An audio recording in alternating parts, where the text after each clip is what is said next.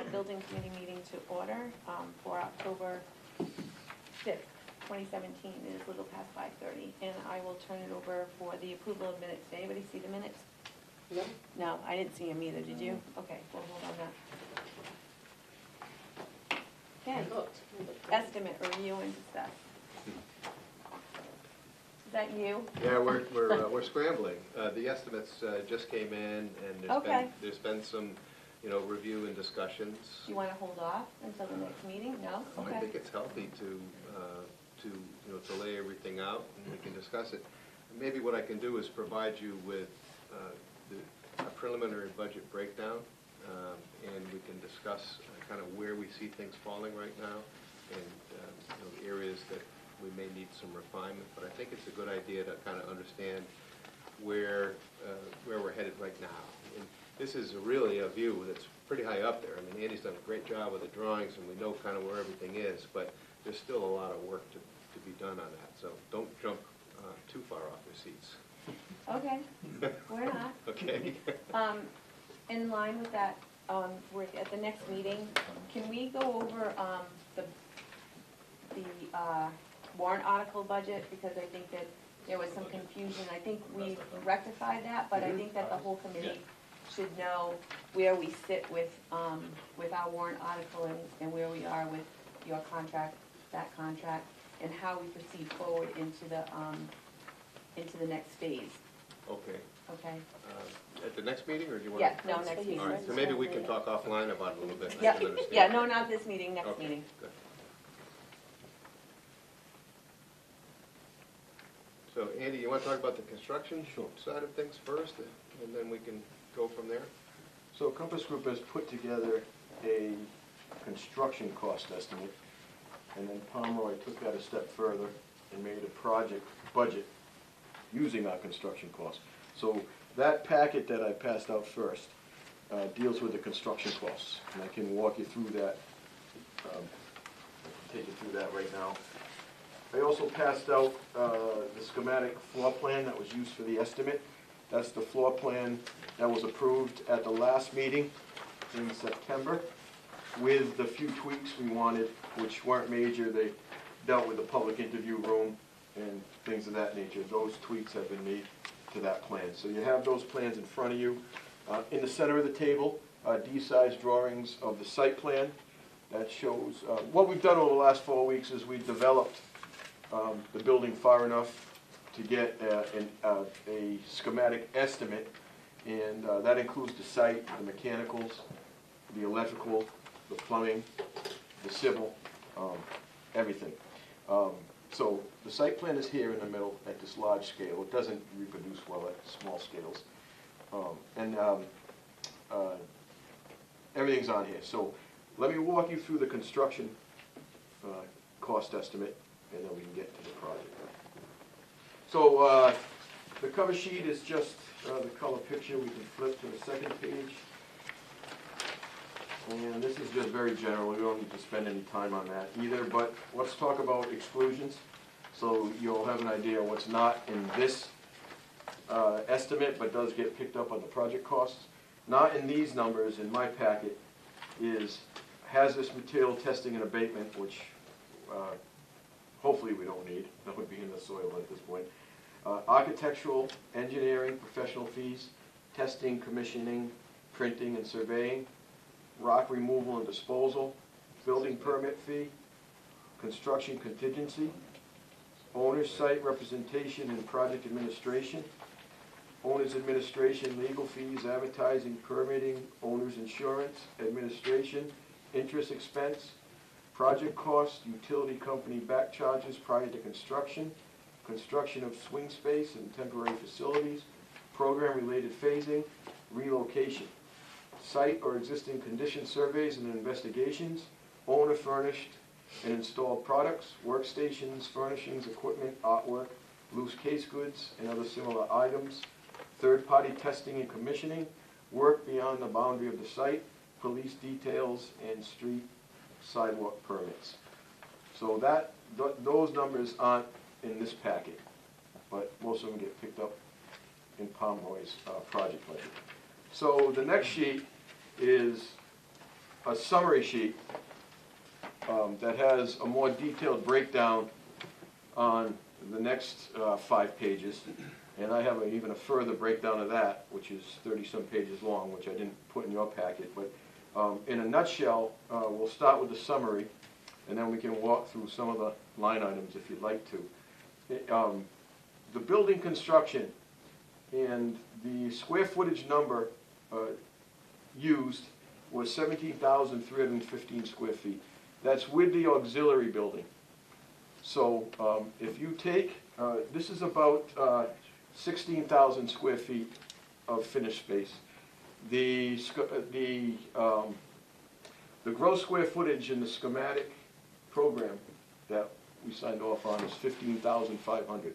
This would hit it perfectly. I have some redundant rooms on that second floor, like archive storage and some storage rooms. Those could just go away. But this is right there on that program. That we're right there within 100 square feet or so of that 15.5, if you take out the auxiliary and whatnot. And I'll show you later on, we also carried the auxiliary building through as a separate building and put a number on that. We can talk about that. So the building at 17,315 is $734,785. And the site work is $738,032. That would put the trade cost subtotal at $7,472,817. So now that's the base. Now we start adding to that. A design and pricing contingency. It's customary to put 10% on this right now. That's our safety factor right now, our safety net, saying that the design isn't 100% yet, and so that's our 10% safety factor is what that is. But 10% of 7 million is 747,300.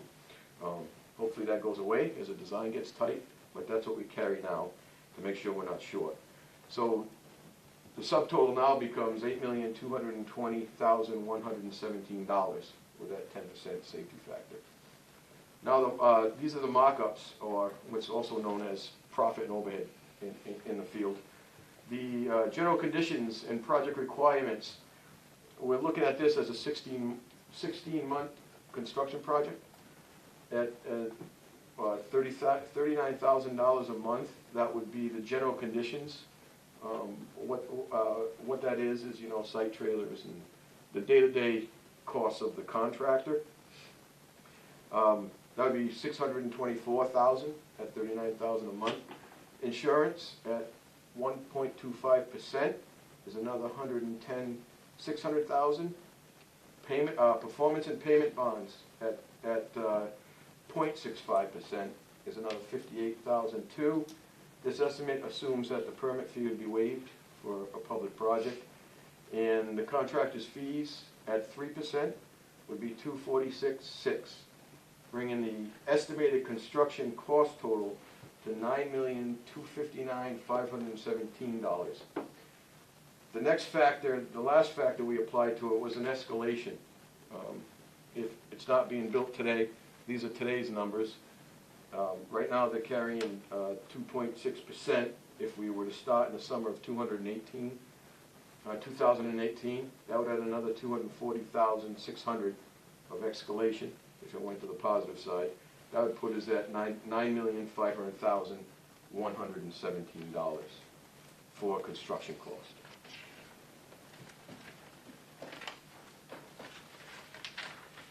The next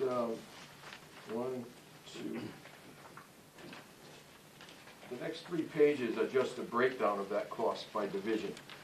I'll give you an example. If you look at the first division, it's concrete. So this will tell you what the total amount for the concrete work is, $408,200, and then it gives you a cost per square foot as it runs down. All these blue numbers then get added up and plugged into that number on the summary sheet that we already went through. So you can see that this breaks it up into divisions, so you get a breakdown per division of what the costs are. Helps you to digest the overall cost a little more. So I don't know how much time you want to spend on this. I'll spend as much or as little as you want. I don't know if you want to circle back to it after we go through everything, or what you want to do. You want to just identify the fact that there are some pricing alternatives that we included in here, or you want to touch on that later? Like, we separate from this, we identified a few. You mean the alternate? Yeah, the Yeah, so the alternates aren't in that big number, but if we flip past those 3 pages,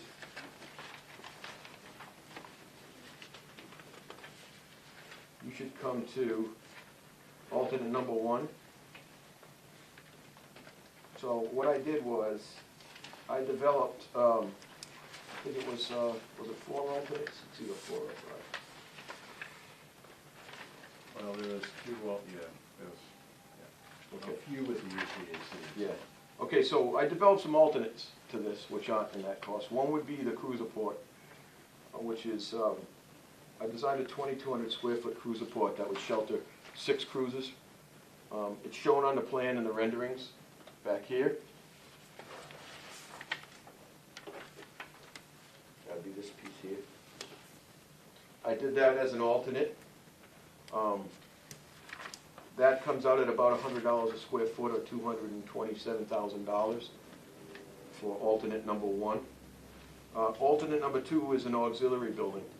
If you look on the site plan, I'm developing an auxiliary building that is right here. This square footage is already built within the attic scheme, but I'm developing this in case you decided not to go with the attic scheme. You could do it in an outbuilding over here. What it is basically is a 2-bay pre-engineered metal building. It really would make sense to only to do a 2-bay or a 1-bay, because these bays are between 20 and 24 feet. That's this guy right here. So I did a 2-bay, which would be as large as you would go, and that's 30 by 40. So it's 30 feet wide with 2 20-foot bays, which is very conducive to that type of construction. So that's 1,200 square feet, which is 30 by 40. And that comes in at $314,000, at about $261 a square foot. But that cost is even a little higher than that, because there are some things that got put in the main estimate. I believe it's going to be about 10 to 20,000 square feet dollars higher than that, because you're also not applying none of the mock-ups are put on this, because you would have to apply those. It's about 12 to 14%. Yeah, they include the mock-ups. Oh, 27.1. Yeah. So they got that one. Yeah, So that's in there. Yeah, all the other ones, they're all the general, yeah, they have all the general conditions and mock-ups. So this is about 10,000 off. I found about 10,000 buried in the other estimate. So you're looking at about 3.25 for that auxiliary building if you chose that option. PV system on the roof, the solar panels. I had them priced 2 sections. One would be that main section on top of the roof. It's best seen here. And I also priced if they would have put some on the carport. Also, there's programs that you could engage in where these numbers could change, but if you just went and paid for them, the one on the main building would be $60,000, and the one on the cruiser port would be $30,000. When you apply the 27% markup, it's about $175,000 for both systems. That would give you, what, 2,500, 35, 300, that'd give you almost 4,000 square feet of PV area, which is quite large. HVAC, and I'm going to let Bob speak to this a little bit. We priced as the base of VRF. It's a variable refrigerant flow system. That's the base. We think that is definitely the best system all around for this project. But then if you carry it through, we also developed 2 other systems. That would be a possibility. We did a VAV system, and we also did an induction system. So, I corrected that, Bob, by the way. The VAV would be an upcharge of $89,000 if you go with that from the base of the VRF. And the induction system would be an upcharge of $144,000 if you want away from the VRF. Bob can give us a little synopsis of the three systems, and we really think the VRF's a no-brainer. In this instance, it's one of the few occurrences where the system we feel is better is actually the least expensive. That won't happen too often, but the VRF system is a heat pump system. So in this instance, what we see is probably numerous, perhaps 6, complete separate systems. So that the first thing that happens is that you're never going to be down completely. In fact, you'd only lose 1/6 if you lost the main unit. You'd only lose 1/6 of the building. But it's a heat pump, so the primary source of power is electric. It does not use propane, does not use oil. The air handlers can be one ceiling tile, and it has diffusers that go 4 ways. It just drops into the tile. Or it can be ducted above the ceiling, and it would look like a conventional duct system. Or it can be a high wall unit like you've seen on an inverter. Like that one? Yes, that would be one option. So from an efficiency standpoint, they're about 3.5 to 4 times as efficient as electric heat. So in other words, electric heat, you put 1 watt of electricity in, you get 1 watt of heat out. One of these heat pumps, you put 1 watt in, you get 4 watts out, because you're mining the air for energy. So I don't want to say it's simple, but it would be a non-proprietary control system. You won't need to hire Siemens to change your temperature. Yeah. You won't need to have a $100,000 a year maintenance contract. There will be a couple of ventilation systems here that are separate from it, and a fresh air system that's also separate. But the primary heat and cooling, it also allows, so for instance, let's say we had 10 of these units on one outdoor unit. This one could be in heat, that one could be in cooling. It doesn't matter. It balances out. It never covers the energy. So if it sees that one wants heat, one wants cooling, your net is set. The other 2 systems are characterized by systems that you see in hospitals or laboratories. You do see them in large public buildings, but they're highly complex. They involve boilers and chillers, and things like you'll have an annual water treatment contract where they're chemically treating the water inside the system. So really complex. I think over time you'd be upset. And additionally, the VRF system also is very quiet, very flexible. Like I said, it's a lot of redundancy. Both the VAV system and the chill beam system both have a central chiller. If you lose the chiller, you're done. If you lose the boiler, you're done.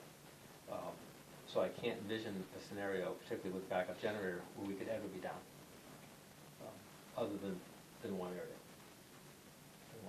If that makes sense. And from an efficiency standpoint, it's very, very good. So, let's say we deploy OC, it's like a mace in the holding facility. Yes. With the system you proposed, it would basically be confined to the holding facility? From the heating and cooling side, yes, it would be confined. So the device, let's say we're in the holding facility and we had one unit that did that area. So from a heating and cooling standpoint, yes. But if we know that that is an area where that can happen, then we concentrate the ventilation portion to eject that air outside. So Because as you probably heard, in other systems, it carries all through the it system. through the whole It building. will not do that. People- It can't, there's no common ducting, as opposed to where the VAV and the chill beam system both have common ducting. So there's no way it can physically happen. But then additionally, when we identify those areas that have these, like for instance, the weapons cleaning room would have a negative pressure ventilation system for itself. Same thing, because you got volatile organics and you're opening them up. So we want to capture that right there and get it out. We don't want it to migrate into the, but there's no common, it could still migrate just from pressure differences. I get it. But not from delivery systems, not from mechanical delivery. Yes. The same would hold true with your evidence areas, Yeah. because you want them to be separate. Yes. Yeah. The system that Bob is recommending has become very popular over the last 5 to 10 years, and we've used it on a number of facilities, and our clients have been extremely happy with it. And I like your recommendation. I didn't know if maybe at some point a simple life cycle cost analysis of the 3 systems, so that you have that, and you can keep it in your file, but it'll show you your initial investment, your maintenance, and your expected energy usage over a period of time. And it's another document that just substantiates exactly what's being said right now. It's a very efficient system. It's fairly simple to operate. It's non-proprietary. Mitsubishi is usually the winner of these bids that we've seen anyways, and their corporate or their regional facility is in Framingham or something along those lines. So and just about anybody can work on them. It's not something you have to be associated with that vendor. Yeah, it sounds good to me, and I like the fact that we're not engaging these annual contracts that can Yes. get very expensive, and, Yes. and if you don't have the right people to adjust it properly, you end up with, A mess. Right, and you're still spending a lot of money, even if you have the right people. So even from an operational standpoint, Bob, that's a simpler Yes, absolutely, very simple, One very simple. temperature control, Yes. you know? Yeah, we don't it's have, not- we have, Not sophisticated controls. no, that are it just- comes along for the ride, so that we can daisy chain them together on a communication, so that you can look on one screen and see the status of everything. But, there's no situation where you could knock them all down, Right. or, like you said, you had a release of an order or something, it's not gonna propagate due to the system. The multiple controls, you can literally put a thermostat in each office, is that Yes. correct? Yeah, Yes. so- And although you may be zoned in certain areas, you can still control temperatures. And in the older systems, the folks on the south side of the building, one person was cold and everybody else is hot. We have to be a little careful with that. We have to be a little careful, because you will get people who set at 60 and the next office at 80. And then we have huge convective currents, and all of a sudden it starts to do, so now we have air migration due to the change in temperature. So that's why people will yeah, complain that. I mean, could we put parameters programmed right in so they could go Exactly, out? so that's usually, we usually program them at 72 plus or minus 1, and that's it. And people will complain, but we guarantee the temperature. We don't guarantee that they're necessarily happy. It's not your efficiency standpoint as well, right, Bob? I mean, Yes. you're gonna use more energy if you're cranking it up, or, Yeah, exactly, In but the summertime. we always get the guy that's got it at 60 and the lady next, less heavily dressed, and she's got it at 80, and that's tough. 5 feet from each other. 80 and a sweater on. Yeah, there's code dictates a lot of this as well, right? yeah, by code, you're not supposed to be able to do that. All right. The other thing it won't do is it won't take up all your free space in the attic That's correct. with ducts. Oh, yeah. It won't do that either. So it sounds like like you said, the lowest cost one, most cost effective one is the better one, Unusual, surprising. for something like, for a building like this. That doesn't happen much. No. Any questions on the cost estimate? Or if you wanna move on to the project price, you wanna go through that list? Just one more thing.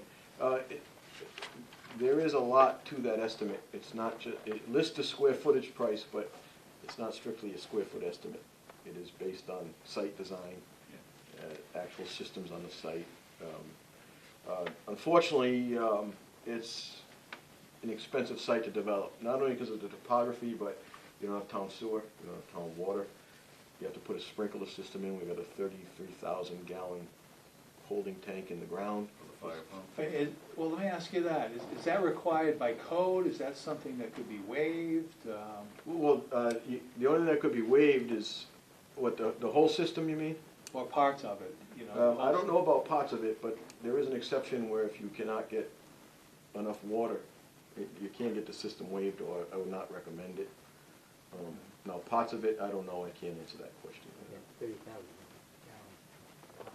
Tank in the ground, Yeah. Plus the fire pump. and then the fire pump's inside, and that sits over a big deep well that goes down into the ground. The fire pump inside. The question I had, Andy, Yeah, is, that's, it's 30 minutes of fire. Duration, 30-minute duration, yeah.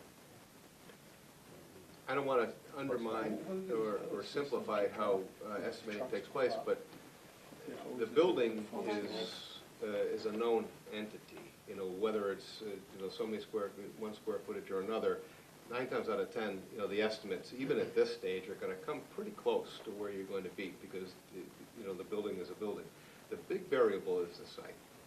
And this is a big site number, it's $1.7 million before markups.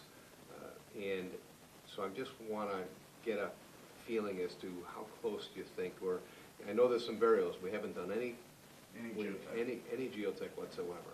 So there are some variables that we're still worried about, but it is an expensive site, and I think from the beginning, we've been cautioned on that, you know, that it's a great location, but it's hilly, and you have no utilities.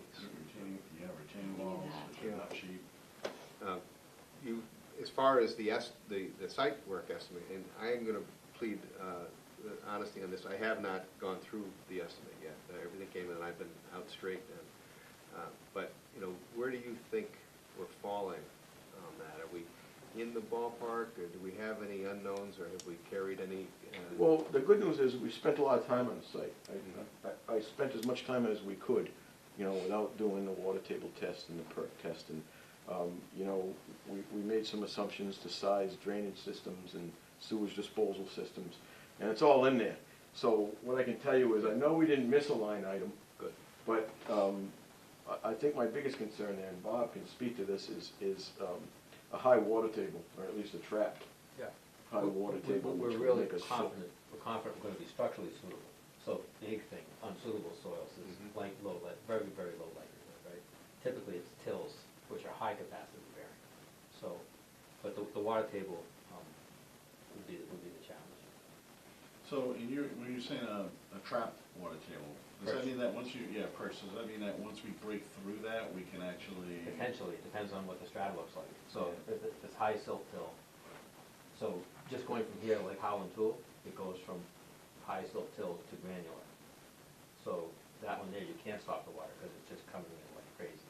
And what's the depth that you typically found it to be, based on your site? Well, like Howland Tool, which is a little further down, the table's about a foot below the floor. The, our site here, across the street, varies between perched, a foot below the grade, to 6 feet, where it's granular. So that is perched. Yeah. But if you look at the topography, the water's heading that way. Right, exactly. So the subsurface flow is towards us. Right. So We got a shot. we have a good shot, yeah. Yeah. Yeah. And the likelihood of ledge is low, there'll be some boulders certainly, but. Yeah, I spoke with Bob Souza recently, and he mentioned that when they were doing some work outside the elementary school, he did hit some boulders out there. Oh, yeah, there'll be boulders. But I don't see that as a. And what we did was, for that, we requested that just get captured in the overall contingency line down below. You know, so the $700,000 that you see there is just taking up anything at a schematic design level. Not everything's been detailed, so not everything is known to the estimator, so there's certain assumptions, but we did recognize that we may have boulders and we may have a high water table, and we just wanted to make sure that the 10% of the construction contingency, only contingency, was captured in there. As far as the water table goes, what's the worst case scenario? Worst case scenario is that it's a foot below grade, or more or less at grade, and we have to do some sort of a curtain interceptor. So as it's coming, I think the school's the high point, right? Yes. So if the water's shedding from the school area coming down, we can't have it flooding our septic system. We have to- Correct. So make some sort of curtain that we grab it and divert it over and down gradient. We have elevation in our favor, so that's simple to do from a technical standpoint. The other big variable is your well. Right? So we've located an area where it'll work setback-wise, but that's what the science ends right there. Here's where the location would be, we located so we know what kind of footage we'd be looking at to get it into the building. But, you know, we had to clear the setbacks of other sewage disposal systems, all that other stuff. So we know where it's going, but we have no idea how deep it would be, what kind of water you get, if the first one works or anything like that. So we did plug a number in for the, on Rick's, on Pomeroy's sheet, because typically the contractor who's bidding the job doesn't bid the well. And he certainly couldn't give you a fixed cost at bid. And sometimes on these projects it's even put in prior to by the town. They bring in a well driller, get that out of the way and done, and know what they have so they can finish their designs and everything else. So that's another big variable that I would breathe easier once. Yeah, one of the problems we may run into is the contamination created by the highway department, specifically the salt. Did you ever find it in your well? No, We didn't have it, I drilled a well last year down gradient, right behind the old Fraternal building.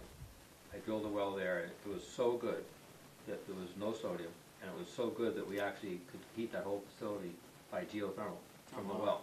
Yeah, it was over 100 GPM, crazy production. Yeah, and the water quality was excellent, so, all right. yeah. But you don't know. Yeah, You yeah. don't know. Do we know anything about the elementary school wells in terms of how they operate? Water, bad. Bad water? Bad like- quality water. Bad quality water. Yeah. What about pressure?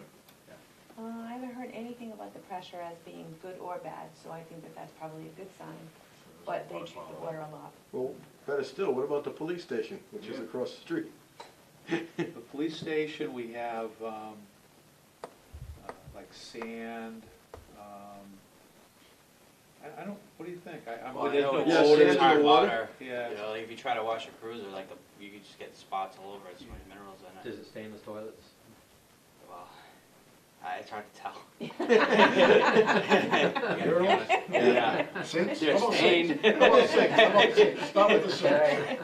How about the sinks? Do they get stained? Yeah, is it rusty? Yeah, a little Well, bit, the yeah. sink was destroyed by the acid that somebody put in Nice. there. But like even like these, Well, some you of don't use like the the armory shower. sink and stuff, yeah, we can't use the shower. What was that? Why, it's all clogged? The head? Well, first of all, the plumbing was recently repaired in the building, but it's being used for storage and, It's our closet. Yeah, I noticed that. Yeah. So much things hanging. Well, the good news is that we can take showers across the street, we have no trouble with water quality, so hopefully you get the same result. It's not often that the elementary school has problems, it's not like monthly, but it is, and maybe it's at certain times of the year, so I'd have to look back or talk to Bob Souza and find out exactly. Well, you know what happens too with the elementary school is it's not getting used over the summer as much, and that allows some of that stagnant water to collect there. That's true. So it's, other districts that I've worked with, they have a program that they just continue to try to flush it through like once a week or something, and just go around the building and just let the water, keep the water moving. So that might be the factor, I don't know. So, let me ask a question, and I know that this is way out there. I wonder what the cost of bringing the water line, if that would offset the cost of what this is gonna be. Bringing the water line where? From where? From The Four Corners. corner of Grayling. Oh, you mean Grayling bringing and- town water over? Yeah. Boy, I don't It's on think the so. side It of the has been up for discussion several times. So you do a betterment, Mm-hmm. and you tag everything you come Yeah. out. I don't know what the Yeah. offset would be, and I don't know what the, I know Kevin looked at it. yeah, and we talked about it the other day, not because of this project, but because there's major water issues. You take care of the school. You take care of the school, and you take care of that development over there that has serious problems. Well, we had carried in the owner's development costs, a well allowance of, I think it was 50,000. Can we have it in there? Yeah. Yeah, Number 50,000. 50,000. Yeah, I had them add that. Yeah, my guess is that, you know, bringing a water line from, I'm not sure where this demarc point is, but it would be more expensive than that, you know. It all depends on how fortunate we are, how. Yeah, it would be, but I finding mean, one. would it It behoove was us in the 77. long run? Well, in the long run, sure. I But mean, that's once you. I don't think the numbers are bigger than the budget, but you have to look at the whole Even picture, the if school, the betterment, property values, the Right. fire protection, the insurance reductions. I know Kevin's looked at it, because when I was on the water commission, we looked at it. We looked at doing that, we looked at running that this way. We looked- we It's looked- cheaper to go down Shady School, it would be, yeah. to go down It's also Shady the best of water, School. Right, which has less issues than. Yeah. all right. What would you got in pressure? Like throw? Well, you boost the pressure. Yeah, but would you still need a fire pump? Probably not. But the savings here are in the hundreds of thousands of dollars, where you're talking, millions. But I mean, it's a bigger picture probably beyond this discussion. Right, but- sorry. But it's worth, from a town standpoint, it's definitely worth looking at doing I something. agree. Can we take his well for eminent domain? I'll give you a pipe. Do you want to go through the remainder of the costs? Six. A lot of these are allowances and historical figures that we've used from other projects. We can review those if you'd like. Sure. Lines 11, 12, 13, and 14 are contracts, as well as 15 and 16 between the architect and the owner's project manager. I'm just going to jump down to line 17, commissioning agent. Not sure if you're familiar with that service, but that would be an outside. This one. Yes. You're Yeah, on I'm sorry. And everybody can see where the 9,500,000 is carried over. That's the construction cost. And then that's what Pomeroy took over with the development cost. So we talked about our construction value. Lines 11 through 16 are the architect and owner's project manager. Line 17 is a commissioning agent, which is a third-party consultant that we're an advocate for. They're involved during the design process as well as the turnover and startup of the facility. And that's at the owner's option. I don't know how you guys, gentlemen, feel about commissioning agents, but you have Bob Keller here, so. Highly encourage, Okay. we would highly encourage the use of third-party commissioning agent. It verifies that the installation, the operations of your systems are actually working per design. So the engineers can only take it so far. Contractors will do what they need to do. This is a third party to go out there and make sure it's actually operating the way. And this is a simpler system here, so maybe not too bad. The budget just be lower, that's all. Yeah. Yeah, we would put that out for proposals and, bring those costs back. The third-party estimate, third-party estimating was not performed during this phase, but it could be a value down the road.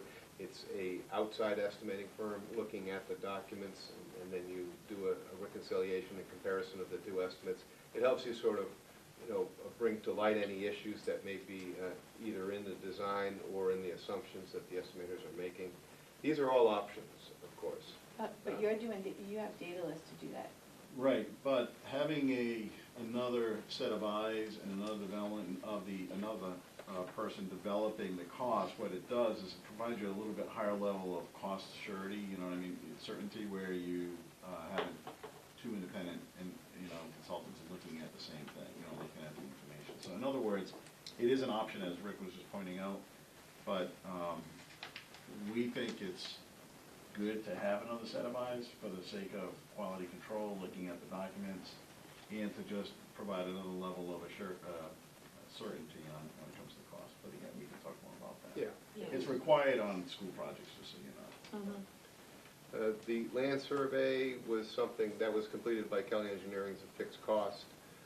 The water well was based upon a well that was just installed in Westport, but of course there's a lot more to that as it relates to your fire pump and your holding tanks and everything else, but this was just the cost of the well. Geotechnical engineering, this is an allowance in CGA's contract. Wetlands delineation and flagging was another allowance which we won't need. So, basically what we've done is we've filled up the plate right now, and then, as we move forward, we'll start refining, but we want to make sure that we haven't forgotten anything. PERC testing equipment, PERC testing still needs to be completed. That radio communications consultant is a line item that is part of it's going to be done through this upcoming town meeting, and then there's some additional procurement on the other end. But that was in CGA's allowance, but that won't be necessary. That won't be necessary either. Right. The FF&E consultant, again, these are all allowances that are going to be discussed with you as we move forward. But traditionally, with FF&E, the architect would put together a furniture plan and develop what the specifications would be for the furniture, and then assist with the procurement of it. Printing, an estimate on legal fees. Some towns require the projects to pay the legal fees, other towns just carry that in their operating budget. We have an estimate, just based upon square footage at this point for furniture and furnishings. You know, dispatch console furniture is 2 positions. And again, these are all just, allowances or historical figures that we've had on other projects. Integrated technology and security system, phone and data systems, miscellaneous loose equipment. You're going to be wanting to put, media screens up and monitors and so on and so forth. Move costs, communication equipment and radios. Move costs, cost to move to the new facility. Town bonding and band fees, not sure if that's something that would be attributed to the project or not, but we want to make sure that we talk about that. Builder's risk insurance, which is a policy that the town will require for this building as it's being constructed. Utility company back charges, bidding expenses, and material testing.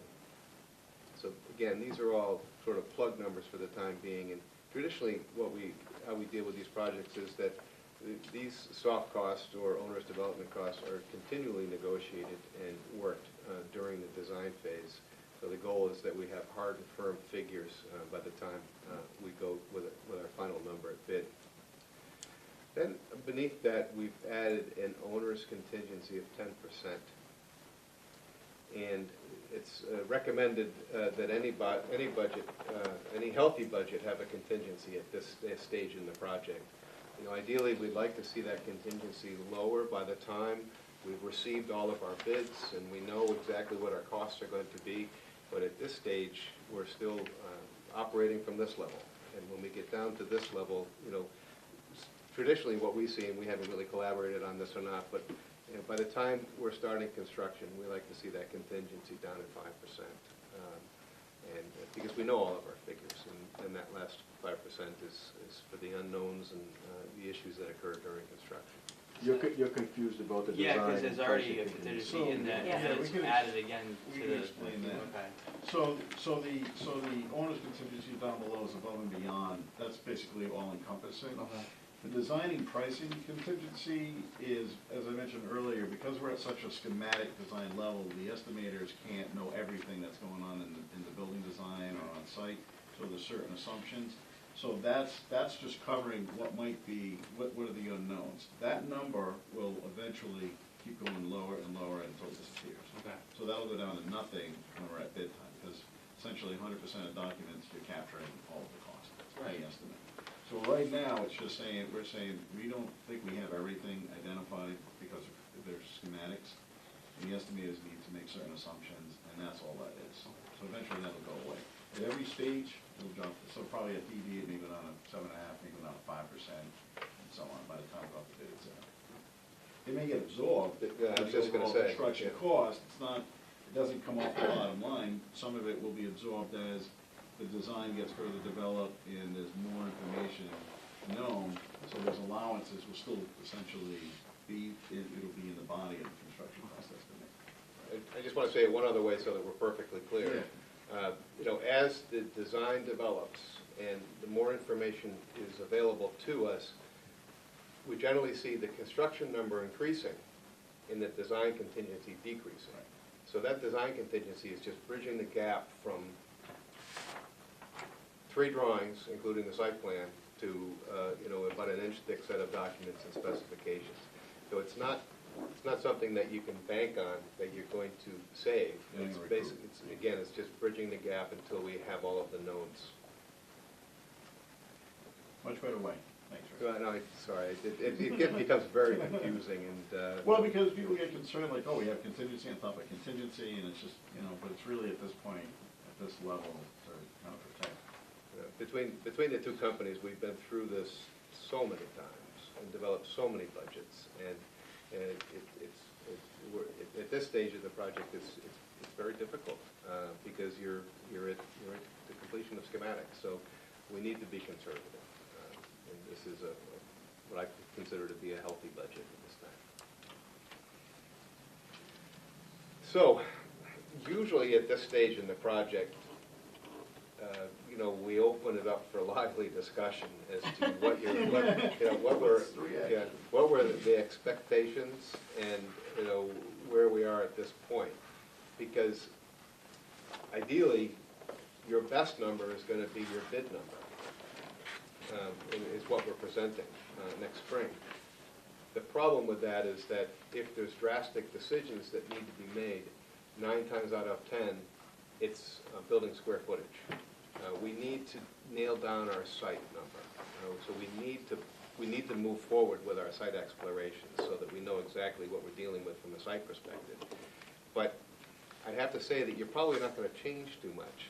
The big changes are going to be if you perceive that the budget is overbearing, then it's really square footage.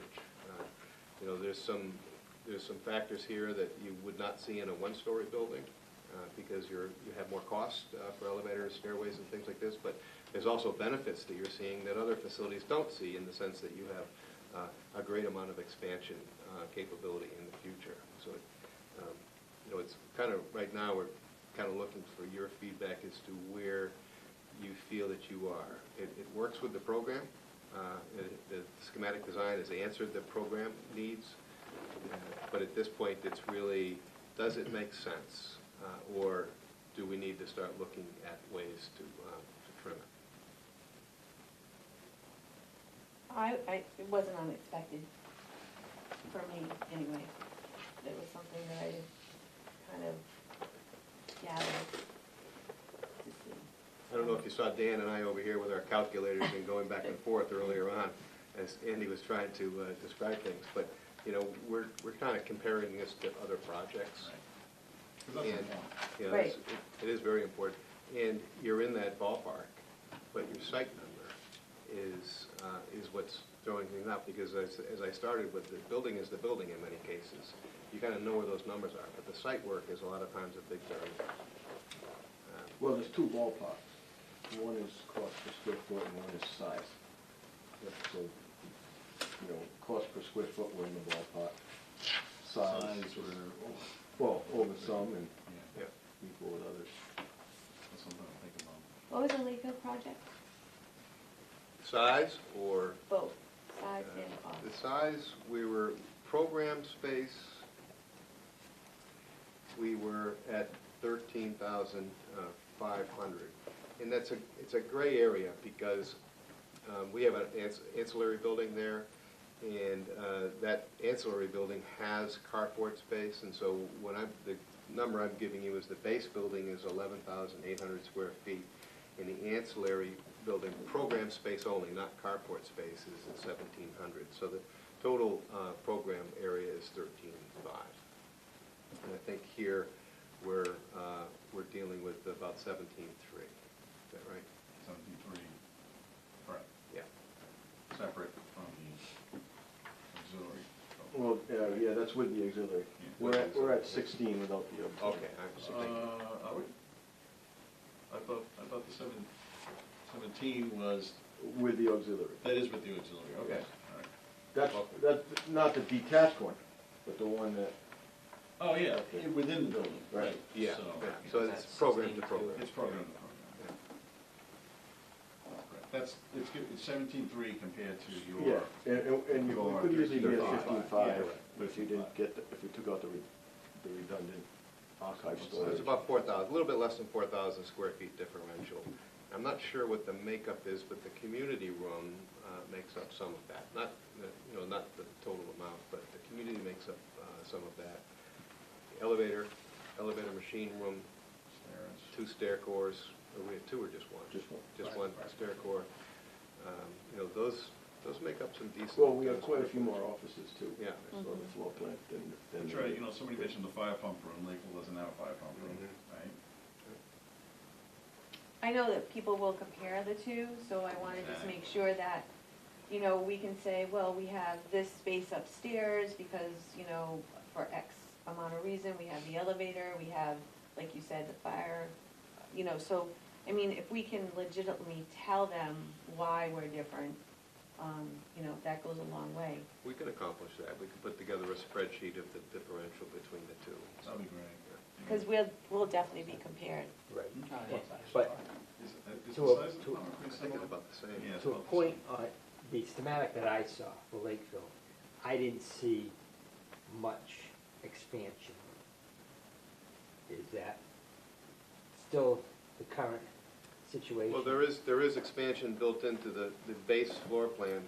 Your expansion is built in the attic area. We don't have the luxury in Lakeville of an expandable attic because we're one floor living. Right. So Like I remember. But that's a good selling Right. point, is Right. that, Yes, it is. you know, we never have to build again because we have Capacity. future expansion space here, so.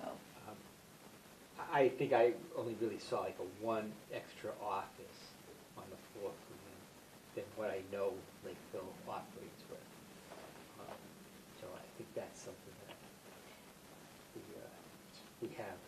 So the other question would be, is what do you think the appetite For would be 12 million is? for the community? Yeah, because you want to make sure that you're presenting something that So- obviously meets the program, There's has a, some capacity for expansion, there's but a couple of things kind of up our sleeves right now.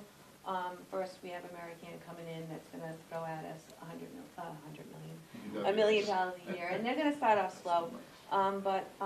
You know, we've been fiscally responsible for a good many years, and our capital stabilization is now gonna increase by another 2 million. So, we have not discussed this as a board, but we could take we already have 2 million in the coffers already. We're gonna add another 2 million, so we may even take some money and just offset the cost to make it somewhat feasible for the voters. So we haven't gone down that road.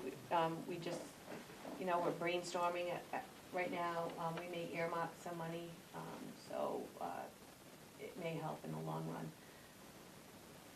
I I don't know. I can't say this, by simply taking the program spaces upstairs and moving them downstairs will not solve, Right. that will not solve the No. space problem. It will get rid of maybe 500 to 600 square feet. And I So don't, that doesn't, that's not, you can't consider that an automatic. So I look at this and I'm looking strictly from the police mission and what attributes support the police mission. Mhm. So in my world, anything that gets cut out of this is something that isn't critical to the police mission. So, you know, I would look at it, maybe there's an additional office, like Charlie said, you know, one office here, maybe the training and accreditation office. Do we jettison the entire community room? Is there a savings in deleting the impound and miscellaneous auxiliary vehicle storage with its cement base, you know? I looked at that. We could, if we took, To the if we took outside the of- auxiliary function out of that building, but still kept the attic concept, we could save a little over $100,000. That's- But then you'd have to But, get the you use know. back, you'd have to build. 100,000 to Yeah, you 12 know what I million mean? is, Like, Yeah, it's not, Yeah. it's a Yeah, so. $300,000 outbuilding. What I did work hard at is, we did a very comprehensive program exercise, and we came up with that program. If I wanted to, I could make that hit right down to the square foot, just by taking a few storage rooms out of the second floor. So, I can hit that dead nuts. We have to just, we would have to go back and look at that exercise if we wanted to look at it. I can't, when I first put this floor plan together, it was almost 1,000 square feet larger in this space. I went back and tweaked and twisted and got, and, so I've already done that one. Next it would be looking at, like you said, critical police needs. yeah, but, I mean, I get it, but I'm not an advocate of cutting like the community room, because it's gonna serve other vital town yeah. functions, so. And it's a Well, that's the other reasonable point, cost that's difference. another Exactly. selling point, right? Yeah. It's another selling point, but the thing is that when I say that the community is gonna compare the two, they're gonna compare the number, the 9 million to the 12 million, or whatever Lakeville's number was, but then they need to also digest exactly what's in our building that sets us apart from what the Right, this Lakeville is, building this is. is answering questions that And gas that's, station doesn't answer. we just have to make sure that we have, you know, those talking points as we start to go into the community, as we start to have meetings with the community, that this is what we feel it's affordable, we feel that, you know, it's gonna take us well into the future, and we're really comfortable, and I think that, you know, the architect, Andy, you live here, Bob, you live here, you know that you're also doing more than, what we've asked of you, I feel, and to do the best job you could for the community, so, I mean, those are all good, valid points that we need to get across to everybody, and, you know, the police department has been gypped for far too long, and, it's costing us in the long run, and this is the cost of that. It's in a different world, it's just Yeah. a very different world that we live in, that we have to be prepared in a You different can't get a manner. space metal building and put everybody under it, because it's not gonna work. You know, it just, every day, you just know that. So, no, I didn't have sticker shock, I guess. I What think, about Westport? I mean, what's happening there? I don't know. I don't know, I can get some information on it, though. I mean, they're going to compare what's They're happening. gonna compare numbers. Dayton, what's But the happening. yeah, that's accurate, but the difference, I thought, you know, was, what was it, 15,000 square feet we were throwing around, Mhm, yep. oh, $550 a square foot, and you're right. 15,500. Okay, so you're right in the ballpark on that. It's the terrain and other, Yeah. those are some of the major differences. I Mhm. mean, Lakeville's pretty flat, Westport's pretty flat, this isn't, you know? The site is dictating Yeah. what, But if you were gonna go out and buy a piece of property you're gonna spend Yeah, that for the property. and Lakeville has town water, that's gonna help. Just one question, Andy. Yes. On the the cruiser port, Yes, if it was built away from the building, like almost freestanding, you still have to have some of the elements? you'd have to have more, You have to have. we're gaining support on one side by the Okay, building. all right. It's about, the carport came in around $100 a square foot. I think that's not gonna come down much. You would have to change the square footage to. And if we eliminate the solar at this point? Yeah, and there's also would be- programs too, they're not, I mean, I don't know where yeah. they're at now. I know they're Yeah. waning a little bit, but I think some of the programs are not for new construction, but construction that's in existence, so it may be Is there any way to cost get, effective. project the savings on electricity that might be, you know, offset by actually 20 doing- years or something? yeah, there's people who do just that. You can talk to them about a system and they'll calculate all that for you. Jack was good at that, so maybe, we could have the town administrator look at to what the elementary school, what we're doing for them, and maybe we can tie into what we're doing for them. Cause, they're offset too. we're at a point where we need to, and you don't have to do it this We evening. can't. Okay. The only reason I say that is because really you have 5 of us here, and there's a lot more people missing, and I would never make a decision without having some of those people present. Okay. So, can we take it in baby steps then? Because I Yes. really would like to, we've agreed on the architectural contract and fees, and I think it's very valuable to continue with our site explorations. Get the geotech work done, get the perk testing done. I don't think the building's gonna change location much, and those are No, some even if we factors. change square footage, there's a lot of things that wouldn't change. Because we have to keep in mind that our end goal is next spring. And the longer that, and we'd have no problem deliberating and making any changes that you desire, but the longer we wait, the more difficult it's going to be in the point of bidding. Totally Maybe- agree. Right, well, we're already Yeah, a little off from, Yeah. about a month off right now from what we hope to see. Right, but we may be running up against the wall already. All right, so I think that, at the next meeting, we should probably go over that timeline again, so everybody's on the same page, that we know that these meetings are important. Not, I mean, I'm not saying that, I mean, everybody's always here, but tonight just happens to be an off night. So review the timeline, and then, you know, start to make some hard decisions on which way we're going. Lisa, regarding the timeline, is there a specific, I think I asked this before, but is there a specific target date for like a town meeting that you're hoping that's what we're trying to work within, but we also know that we need a certain amount of time to develop good quality set of documents. Well, what is the target for the annual town meeting now? I can't even remember. Well, we're probably looking at right now, maybe May or June, So we have our annual already in June, so I wouldn't want it, would you guys, I wouldn't want it the same night, so, So you would do a special, but yeah, we would definitely could do do a it also special in whenever. June? Oh. All right. Okay. Yeah, we wouldn't Okay. piggyback on the annual town Okay. meeting, we'd do a special town meeting. Okay. Well, that's For good to just know. No, that's helpful. Yeah, Okay. no. I was gonna push a little bit harder, so I'll hold off.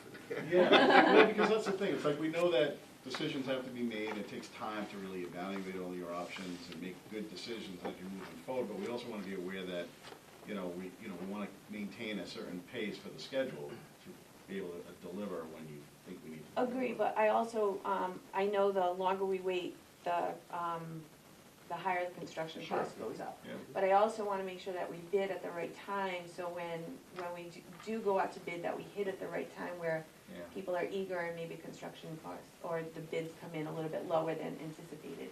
So I guess it's a shell game, right? It is.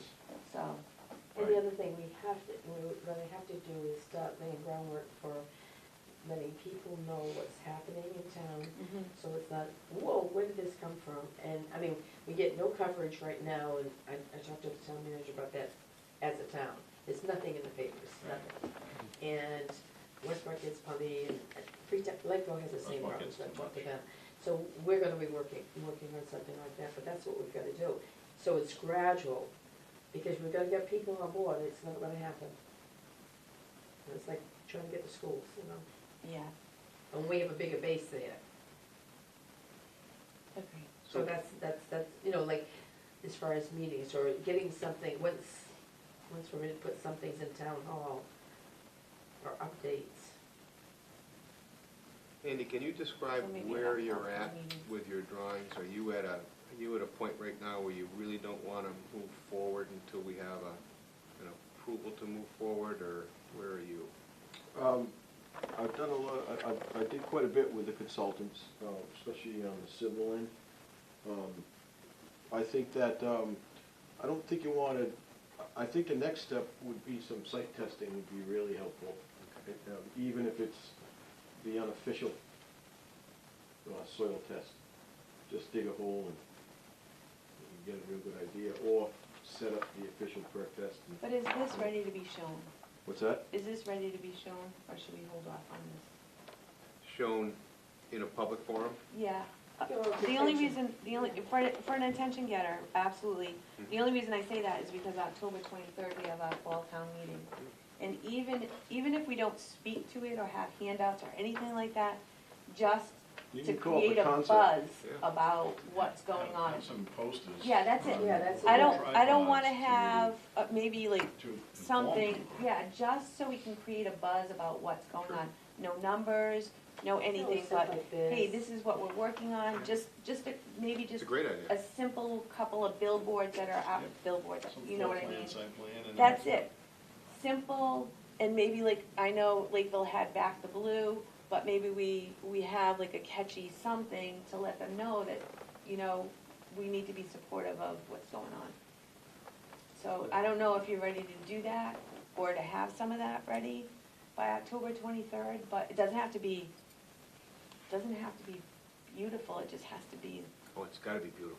Yeah, it'll be beautiful. I know Andy's gonna just make sure you put your Andy down at the bottom of that. It's all about Andy.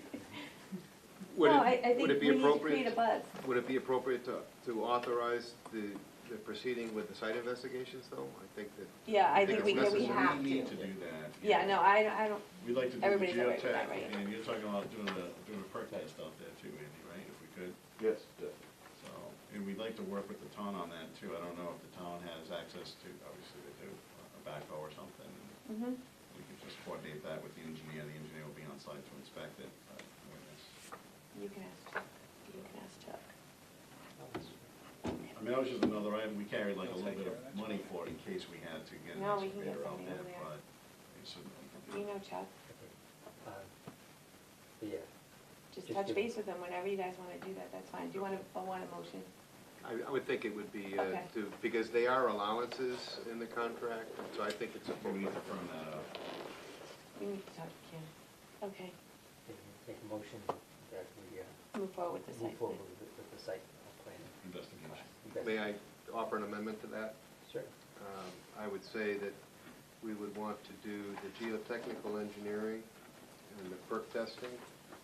And do you want to do an exploratory for the well at this point, or? There's not really much we could do for that. No, you gotta dig, you gotta, okay, so at least the geotechnical and the perk testing? Sure. I'll make that motion that we do the geotechnical, perk testing on the site preparation. Do you have a second? I'll second. All in favor? Aye. Okay. All right, Do you want to schedule a meeting where Yeah. we can get everyone together? 'Cause if you Sooner rather haven't than noticed, later. I'd like to maybe keep not on wait. pushing. Yeah, maybe Yeah, no, I maybe don't a wanna wait. month, maybe a week or two, if we can do that. oh, no more than 2 weeks. A couple of weeks, because maybe we'll have some information too. So let's do not next week, the week after? But then 19th? I'll just throw it out there, I mean, we could get the geotech out here pretty quick. I don't know, Majid's pretty crazy these Is days. it really? Yeah, I Oh was my just thinking, God. you probably forgot about us. Just don't mention my name and you'll be fine. You guys all right with that? 2 weeks.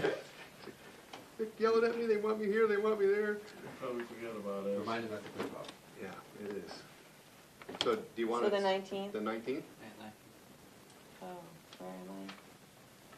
October 19th, 5:30. Be there I might before. not be able to make this up. So the 19th will be, just to get more people here, and Well, hopefully the we've rest got of a the site committee. before then. Yeah, I think it's describing, pretty much going through what we've done today and reviewing the budget again, and just making sure that we're all on the same page. Because, you know, the unfortunate part about it is that you're at a tipping point.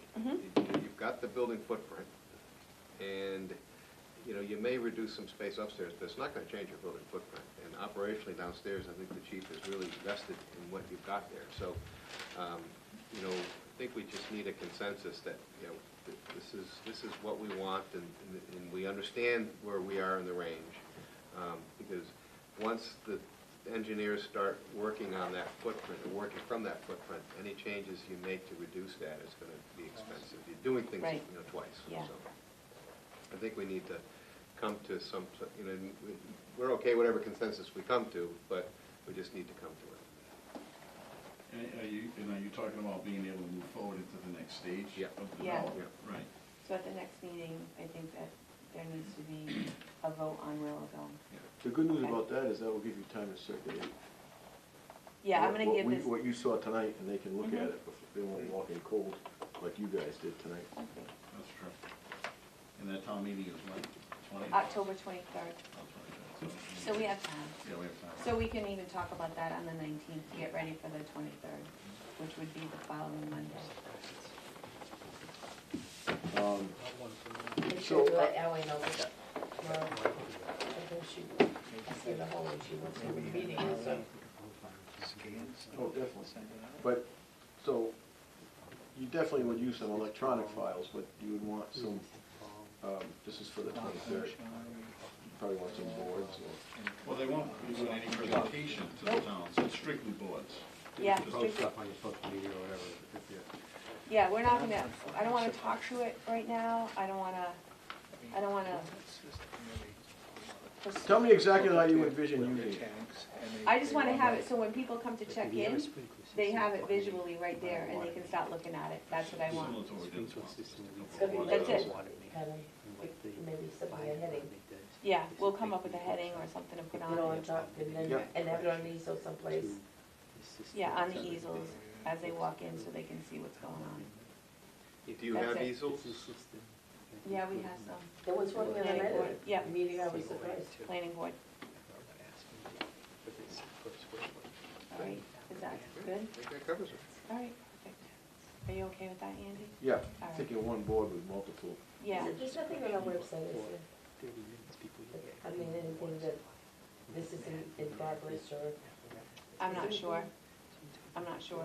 I know that, Tim puts all the meeting minutes up Yeah, and things right, like yeah. that, but, look, you can tell people it's there, it's whether they wanna find the information out or not. And, It's not easy always. no, Except as we, I mean, you have to, I mean, if there, you know, upcoming meetings or is, I don't know, maybe something. Also, how Maybe they this find picture. out. I don't know, we went live the other night at our selectmen's meeting, we had 423 hits that night. It wasn't the best, but 423 wasn't, no one talked about it, wasn't like advertised or anything, and I thought that just on Facebook, 423 hits that night, I thought that was pretty good, so. Well, what about that? I mean, at what point would we want to do a presentation to the board like that? To inform them of what? I think as soon as we know that this is what we're doing, and the site and everything is complete and we're moving forward, as soon as we know that, then I think that we start doing that. In the meantime, I'll probably get in touch with you, May, and come up with see what the cost would be for taxpayers at the same time. So I'll get in touch with the treasurer tomorrow and we'll know what it's gonna cost on the tax rate. All right, thank you. Motion to adjourn? Second? Second. All in favor? Aye.